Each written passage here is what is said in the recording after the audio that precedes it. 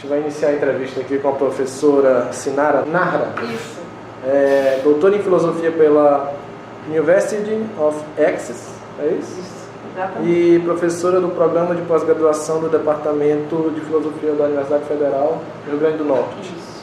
A professora veio ao primeiro simpósio Justiça, Republicanismo e Democracia. E veio apresentar na conferência, né, o tema da ditadura militar ao estado de exceção pós-moderno. Muito obrigado, professora, pela sua presença aqui na entrevista do PET. E eu iniciei a entrevista fazendo uma pergunta sobre como foi o início da sua graduação, porque você escolheu essa área de filosofia para se graduar, como foi lá desde o início, o que foi que lhe motivou a seguir esse caminho? Sim. Pronto. Em primeiro lugar, agradecer, né, a oportunidade aqui da entrevista, né, fazer um comentário sobre o evento, que eu acho que o evento está extremamente bem organizado, né, uma participação enorme. Por exemplo, agora esse curso também, acho que tinham mais de 80 pessoas ontem na palestra também. Então, acho que a primeira coisa que eu gostaria de dizer é registrar a minha satisfação com a qualidade do evento que vocês estão produzindo aqui e também com a participação, né, dos alunos. Né? Bom, como é que foi a minha história, a minha trajetória na filosofia? Né? Eu, na realidade, entrei na filosofia em 1984, se não me engano, 1984, ou seja, mais de 30 anos atrás, né? Eu entrei, na realidade, eu fiz a graduação em filosofia na Universidade Federal do Rio Grande do Sul. Eu entrei, eu tinha feito uma parte do curso de física na Universidade Federal do Rio Grande do Sul também, né? E eu me dei conta que a física não respondia a algumas questões, né? Que eram questões de ordem mais filosófica mesmo, né? Esse foi o motivo, daí eu saio da física, né? Também a minha dificuldade é com a prova. Eu gostava muito de física, mas a matemática não era muito boa na matemática. Então tem um motivo prático também, né? E, enfim, e aí fiz a transferência, né, para a filosofia, entrei, se não me engano, em 1974, né? E aí, desde então, eu tenho me dedicado. Inicialmente, eu discutia muitas questões de filosofia da ciência, saindo lá da física e ainda muito, né, preocupação nas questões relacionadas à discussão dos paradigmas, a discussão do Thomas Kuhn, né, sobre os paradigmas, era mais ou menos isso que me atraía, né? Também a história da filosofia da física, a questão dos problemas que eram trazidos a partir da mecânica quântica, né? E comecei assim, e pouco a pouco eu acabei indo para a área da ética mesmo, né? Fui me distanciando da área da epistemologia e acabei indo para a área da ética. A minha monografia, o TCC, ainda foi sobre Nietzsche, né? Foi sobre Nietzsche, eu não sabia disso. Foi sobre a questão da discussão da pós-modernidade em Nietzsche, né?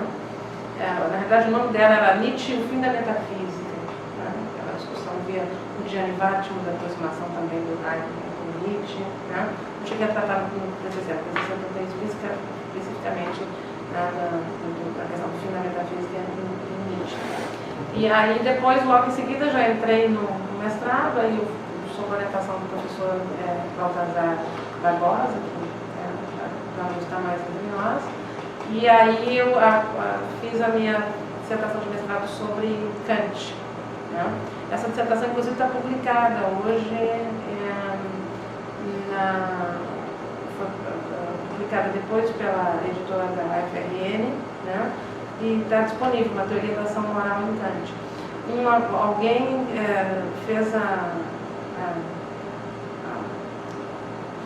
passou ela, né, para PDF e jogou na rede, né?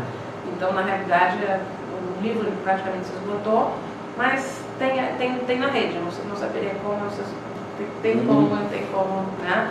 Que aí ela está na forma de livro, uma teoria da ação moral em Kant. E aí é isso, aí depois, aí continuando o resto também, aí pronto, aí fiz um doutorado, né, na Inglaterra, na Universidade de Essex, com o professor Tom Sorrell, na área de ética, política e políticas públicas, né, discutindo John Stuart Mill e Kant, né, relacionadas às questões da sexualidade também. O nome do título da tese é Prostituição, Homossexualidade e Sadomasoquismo à luz de Kant e Mill, né? E que também uma parte dessa tese está hoje publicada num livro que eu escrevi com uma colega, né, da Universidade Federal de Santa Catarina, Dude, e que saiu pela uma editora inglesa, CSP, Cambridge Scholars Publishing, e sob o nome de Body and Justice, né? Então, parte da tese está lá também, né? Também é disponível pela Amazon, as pessoas que quiserem. O professor Josival já citou algumas vezes Acho que ele já citou, sua né? tese de mestrado aí em sala de aula. A de mestrado, né? Essa foi a de doutorado. A de mestrado foi justamente a teoria da ação moral em Kant, que é, né, também está publicada, e a de doutorado é essa. Provavelmente deva ter mencionado a do mestrado, que é, né, mais bom, não sei.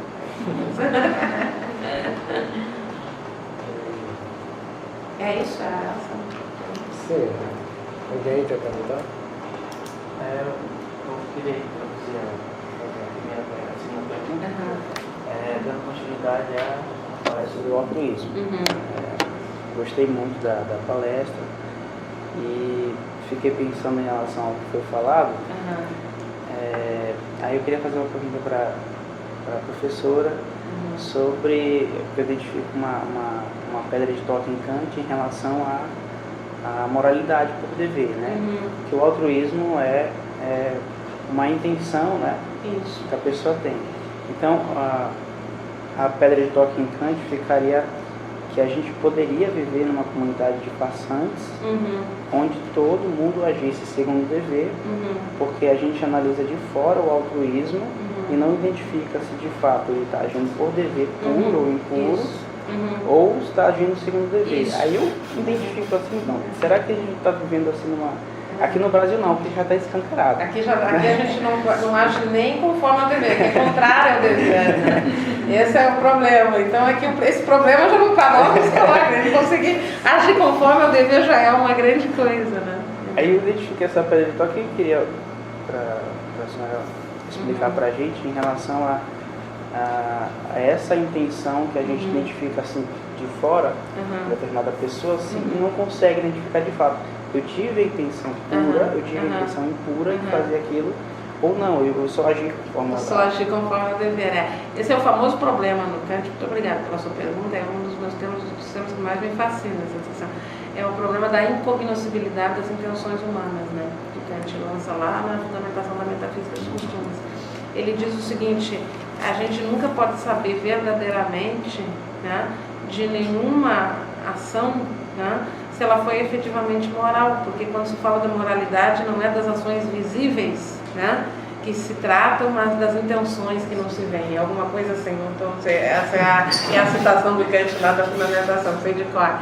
E é isso, na realidade, o problema do Kant é esse, quer dizer, nós podemos distinguir as ações conforme ao dever, né, e as ações contrárias ao dever, né? As ações conforme ao dever são as ações corretas, né? São aquelas que estão de acordo, digamos assim, com um imperativo categórico, né? E as contrárias são aquelas que não resistem à universalização, porque elas são contrárias ao imperativo categórico, tá? Só que o Kant vai dizer, o fato da ação ser conforme ao dever não significa necessariamente que ela é moral, exatamente, porque você pode fazer alguma coisa certa pelo motivo errado, né? Então o Kant ele exige, né, que a gente uma das preocupações do Kant é exatamente com as ações morais, as ações por dever, né? Então é uma coisa interessante no Kant, porque ele diz, bom, ao mesmo tempo que a gente nunca sabe se a ação realmente é por dever, né? Porque a gente não pode dizer com perfeita certeza de nenhuma ação que ela foi realizada efetivamente pelo dever, né? Então nós nunca, em última instância, nós nunca podemos saber, mas ao mesmo tempo é aquilo que a gente procura, né? Então nós não sabemos de nenhuma ação, se existe de fato qualquer ação, né? Mas é aquilo que nós procuramos, né? Mas o fato de não existir também, o Kant vai dizer, bom, mas, por exemplo, o fato de nunca ter havido, a gente nunca poder provar que existiu algum amigo leal, efetivamente leal, não significa que a gente deva deixar de lado, né, a exigência, né, da lealdade na amizade, por exemplo, né? Então, o fato da gente não saber se a ação é efetivamente por dever, não significa de maneira nenhuma que as ações por dever não existam, né? Significa simplesmente que a gente não tem como saber, né? E aí, justamente o que o Kant procura, né, e a aposta dele é que as ações por dever efetivamente existam, né? Que a gente seja capaz de realizar ações que seriam pela pura intenção do imperativo categórico, né? E não por algum motivo, né, da ordem da sensibilidade por trás, que seria exatamente, né, o que ocorre nas ações conforme o dever. Nas ações conforme o dever você faz a coisa certa, né? Mas pela motivação que não é a motivação racional, não é a motivação do imperativo categórico, né? Então pode ser várias coisas, o medo da punição, né? O desejo de fama. O Kant vai dizer, isso é muito bom, é bom que a gente faça a coisa certa, porque, né, nós não estamos agindo contrariamente ao dever. O problema realmente para o Kant é o agir contrário ao dever, né? Então fazer a coisa certa conforme o dever é ótimo, né? Ele simplesmente diz, bom, mas isso não é ainda, né, o agir moral. O agir moral tem uma exigência, outra, né, que é o agir pela mera motivação do imperativo categórico. Mas eu concordo plenamente com o que você disse, quer dizer, que na sociedade hoje, né, como nós vivemos, só aqui no Brasil, essa distinção já básica do Kant entre agir conforme ao dever e agir contrário ao dever, né, e que ele consegue dar essa distinção a partir do imperativo categórico, porque o que é contrário ao dever? É aquilo que não consegue ser universalizado, né? O que é conforme? É aquilo que resiste ao que passa pelo critério da universalização. Então o Kant nos dá um critério, nos dá uma bússola, né, a partir do qual você pode distinguir o que é o certo ou o errado. E isso já é, na sociedade contemporânea que a gente vive, um grande ganho, entende? Porque a partir do imperativo categórico, nós podemos distinguir, então, o que é o certo e o que é o errado, né? Então, o Kant vai dizer, eu não estou dizendo para vocês que vocês vão, a partir de agora, fazer a coisa certa, né? Mas pelo menos vocês sabem, o que é o certo, o que é o errado, o que vocês deveriam fazer ou não. Se vocês vão fazer ou não, isso aí é um problema da liberdade, né, de vocês, né? Mas pelo menos você sabe o que vocês deveriam fazer. Isso é um grande ganho na história da ética. Então não é à toa que o Kant ele marca profundamente a história da filosofia. E não é à toa que o Kant, você pode concordar ou discordar, mas você não pode, dentro da filosofia, ignorar o Kant, né? Porque ele, na realidade, ele introduziu um elemento que é o imperativo categórico, né, que é um divisor de águas dentro da ética. Essa questão sobre ação gentil e ação egoísta me passou muito pela minha cabeça durante a disciplina que eu tive com o professor Helder, até no departamento de teorias da ética. A gente leu Kant e leu Hume. O Hume fala que é um motivista, né? Fala das emoções, que a gente faz. As ações são baseadas na utilidade daquela ação, daquela atividade. Isso. E o Kant diz, não, o que tem que fazer é seguir pela razão. E ao mesmo tempo eu vi uma reportagem que dizia assim, um estudo com psicólogos, fizeram com crianças, e eles concluíram que sem a reflexão nós somos gentis e comunitários. Agora, quando eu passo a refletir, que eu viro egoísta e penso só em mim, eu sou individualista. Aí eu fiquei com essa dúvida na cabeça. Então, nós somos o quê?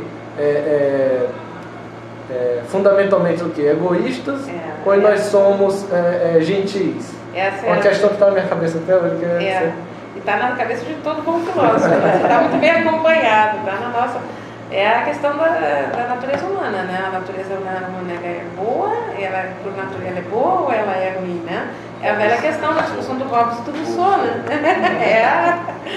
É o grande divisor de águas, né, nessa discussão da natureza humana. A gente, nos cursos de filosofia política, a gente sempre estuda Hobbes contra Rousseau, Hobbes contra Rousseau, né? É uma questão fundamental, quer dizer, a natureza humana ela é boa, né, por natureza, ou ela é, né? Ou o Hobbes está certo, o homem é o lobo do homem, né?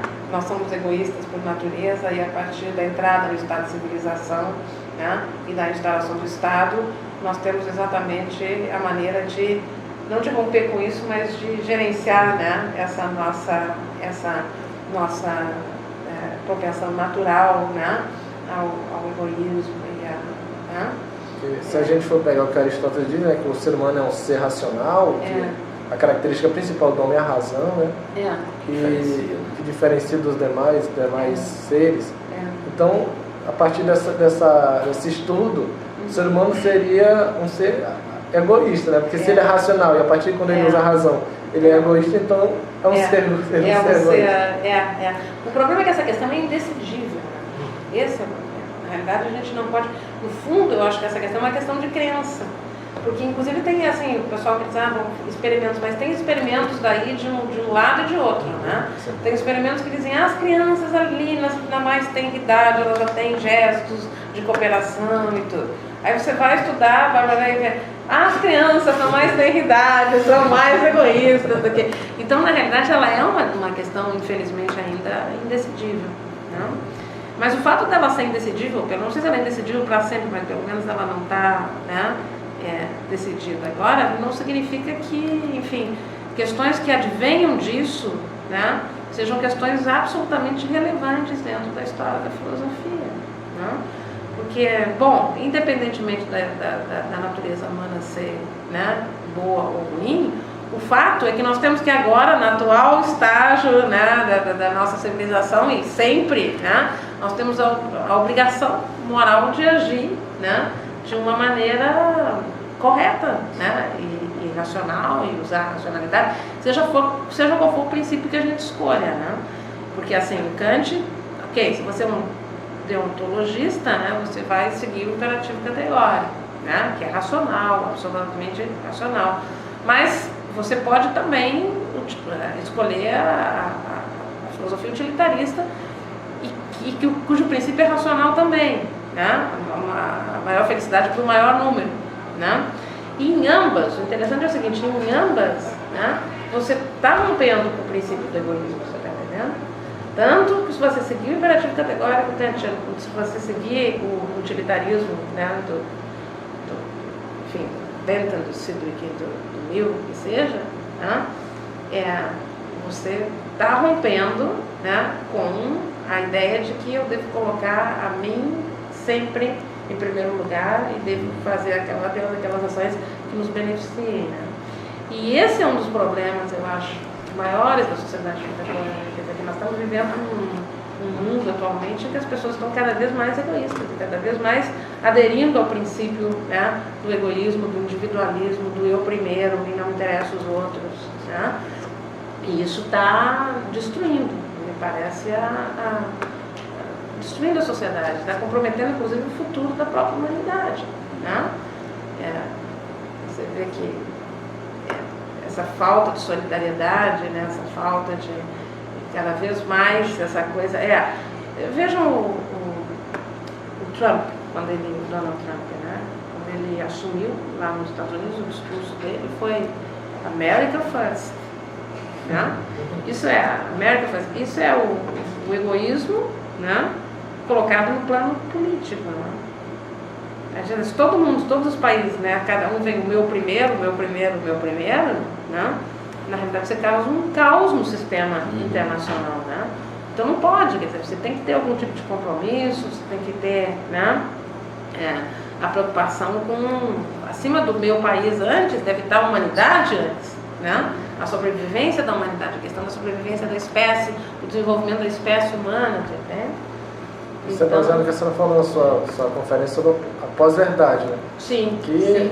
Não é baseado em estudos, não é baseado única e exclusivamente nas intenções da pessoa. É baseado exclusivamente eu diria assim,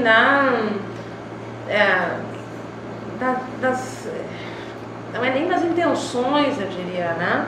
É baseado em falsas crenças, né? Quer dizer, então, apesar do fato estar ali, do fato estar te dizendo uma coisa, você saber que aquilo ali é o fato, né?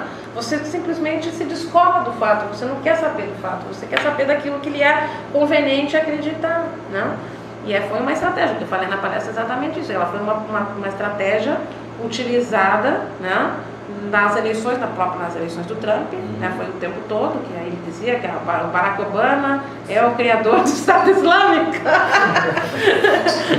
E aí, apesar de ser uma coisa, que é completamente contrária aos fatos, que todo mundo sabe que não é verdade, ele dizia, ele usava e as pessoas acreditavam.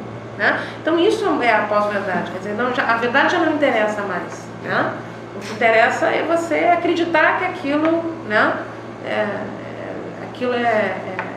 você já sabe que não é verdadeiro, mas mesmo assim você acredita. Então é irracional isso. É uma crença é um elemento da irracionalidade. É uma crença irracional. Na realidade é uma crença irracional. É uma crença que contradiz os fatos. As pessoas sabem que contradiz os fatos.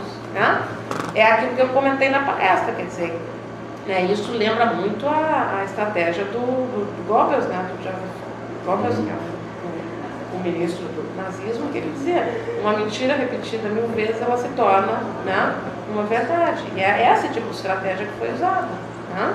Então, estratégias nazistas que estão sendo usadas agora, na política agora. Né? O pobre do Papa foi dito também lá, que o Papa apoiava do Trump. O Papa apoia o Trump. Né?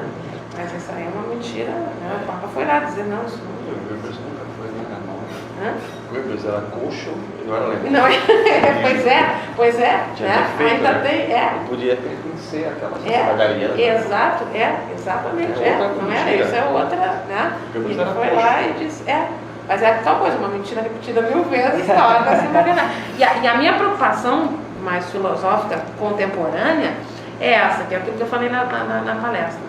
Né? Uma mentira repetida 1000 vezes se torna uma verdade. Vocês imaginem então hoje, né, com o advento das redes sociais, do Facebook, que a mentira ela não se repete 1000 vezes, ela se repete 1 milhão, a dimensão disso.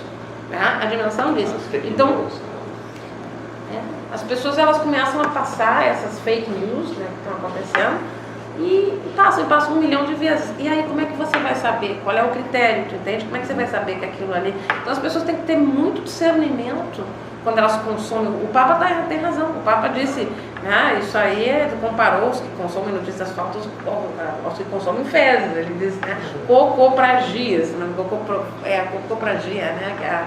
Nem sei o nome da palavra.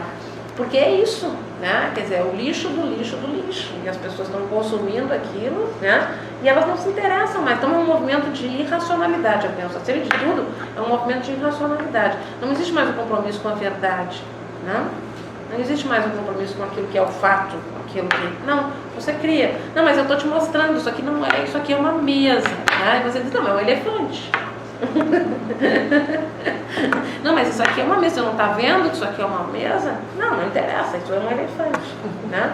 E é isso que está acontecendo, tá entendendo? As pessoas se mostram os fatos, se dá argumentos, né?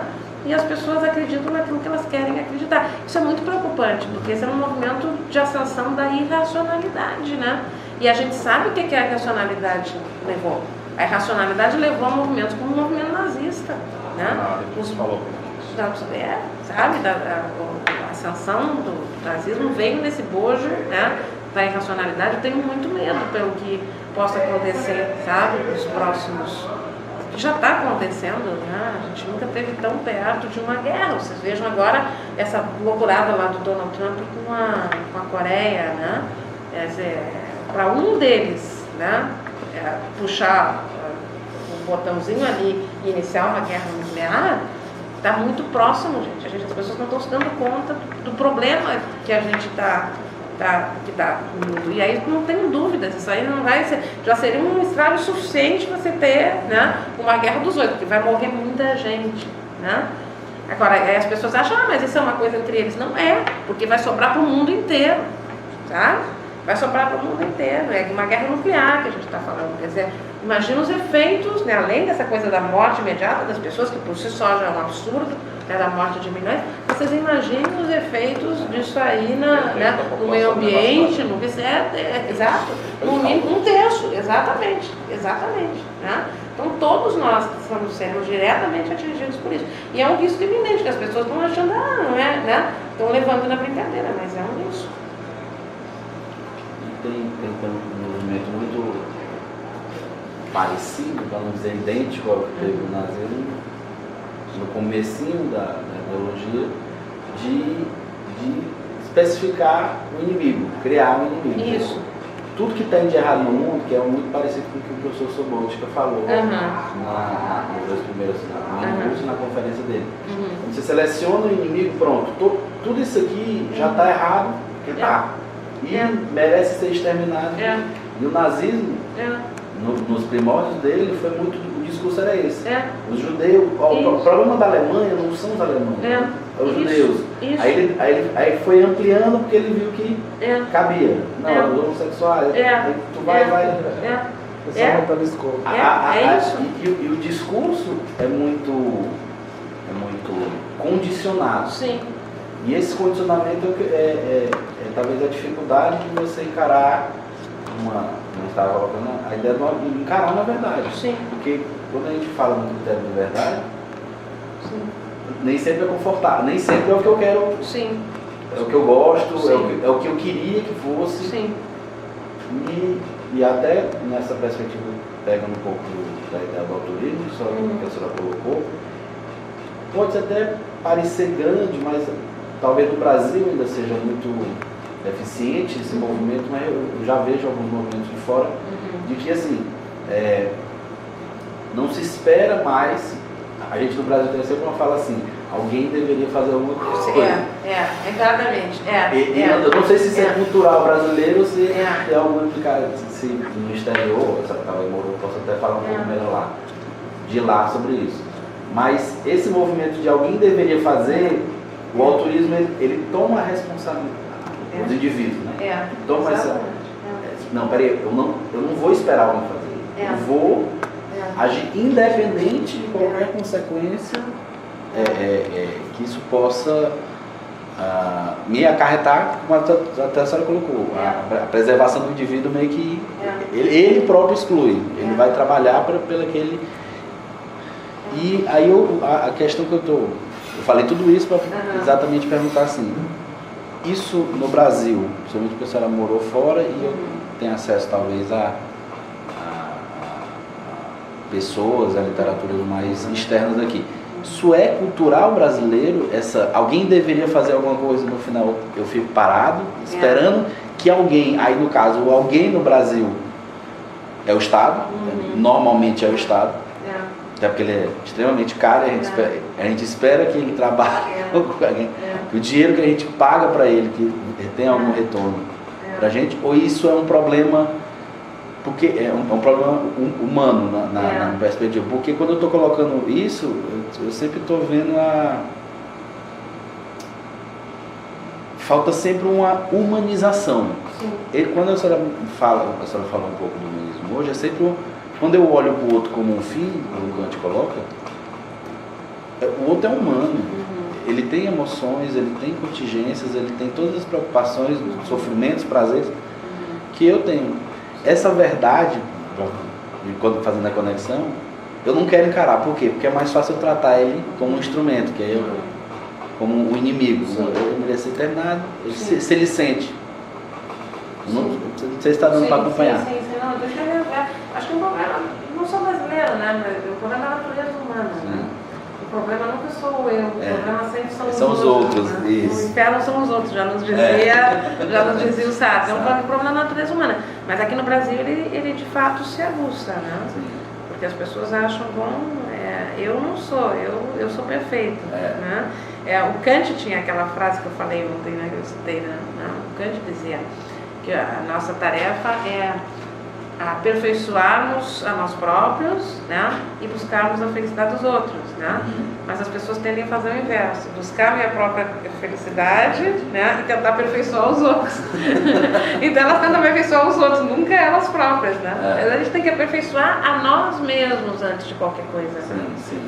A gente só pode exigir dos outros também se a gente não tem. Ninguém é perfeito, claro que ninguém é perfeito, mas a gente tem que entrar no processo, né? De tentar se aperfeiçoar, de tentar modificar as nossas atitudes, né? O altruísmo, o movimento do altruísmo efetivo, inclusive, que é, né, esse movimento que surge lá com Peter Singer, com William McCaskill, com todo mundo, é um movimento nesse sentido, né? De você procurar fazer coisas a partir de você mesmo, né? Sem esperar sem ficar esperando pelo Estado, sem ficar esperando, na realidade, né, pelo outro. Quer dizer, ou seja, cada um de nós pode fazer a sua parte, né, nesse processo. Mas eu acho que não é só a questão do altruísmo, eu digo assim, eu acho que é a questão das práticas mesmo cotidianas, né? Eu acho que a gente tem que começar a transformação, se a gente pode falar em transformação social, a gente tem que começar a transformação a partir de nós mesmos. Eu acho que, né, se todo mundo se transformasse, mesmo, nós teríamos transformado o mundo, né? Milagrosamente, mas não é verdade? Todo mundo transformando a si mesmo, pronto, está ali transformado o mundo. Com esforço de transformar uma única pessoa. Exatamente. Se todo mundo tomasse para si essa tarefa, eu vou me transformar, o mundo estaria, né, transformado. Né? Agora eu insisto, esse problema do egoísmo, do individualismo, né, eu acho que é um dos grandes problemas da sociedade contemporânea atual. Ele tem ramificações do plano da política, né, ramificações do ponto de vista ética, e eu acho que a gente tem que começar a lidar com isso de uma maneira mais efetiva. Né? E aí nós, como filósofos, a gente tem um papel nisso, né, porque é uma responsabilidade muito grande nisso. Responsabilidade muito grande de identificar isso, de denunciar, hoje tem atrás das redes sociais que o povo fala, né? A gente tem que saber usar isso, né? Porque ela está sendo usada a favor da lógica do egoísmo, né? Então acho que a gente tem que começar a pensar, né, usá-la a favor da lógica do altruísmo. Acho que... Quer fazer uma pergunta? Eu teria vários questionamentos, como eu até disse agora há pouco, mas por conta do horário, né? Não vou estender tanto. Os questionamentos vão ser talvez respondidos nas leituras que eu fizer, né? Eu vou dar uma olhada e tal. Mas de imediato, essa questão, dei uma olhada na internet, aí vi alguns artigos, também tem esse dossiê aqui que eu olhei sobre moral, eu não sei se está certo, se a pronúncia é essa, enhancement, é essa, e neuroética, uma revisão da literatura neurocientífica sobre os mecanismos neurais do altruísmo, onde você fala do altruísmo extraordinário e diz lá que não está se citando o altruísmo o eficiente, não eficaz. Qual seria no caso, porque o eficiente no caso me parece... Ele é próximo, né? Ele é próximo. Não, ali foi só uma nota no sentido que eu quis dizer que não necessariamente os dois estão relacionados, né? Porque ele parece que assim, ele parece que é fazer o bem maior. O bem maior, exatamente. Isso. E qual seria no caso? Não, ali foi uma questão, foi uma nota técnica. Eu quis dizer que o artigo que eu estava citando, né? Que é o artigo da Masha, né? É um artigo da Masha, um artigo extremamente interessante, tá? Depois eu podia falar sobre isso aí, né? Que ela fala de degraus de altruísmo, né? Ela fala na realidade de que dos degraus e aí eles fizeram esse estudo com pessoas que seriam consideradas altruístas extraordinários, né? O que eles tomaram como um exemplo de altruísta extraordinário, essas pessoas que doam rins, por exemplo, para quem não é parente, né? Então essa seria uma típica ação altruísta, porque na realidade tu não tem nenhum benefício pessoal com isso, pelo contrário, tu tem um custo, porque tu está perdendo um rim, né? E aí eles mostraram que na realidade tem os altruístas extraordinários têm algumas características neuronais, né, comuns, é uma coisa extremamente interessante relacionada à amígdala, e que são características completamente diferentes das dos psicopatas, opostas aos psicopatas, né? Os altruístas extraordinários teriam um aumento na amígdala cerebral, né? E os psicopatas teriam uma redução, né?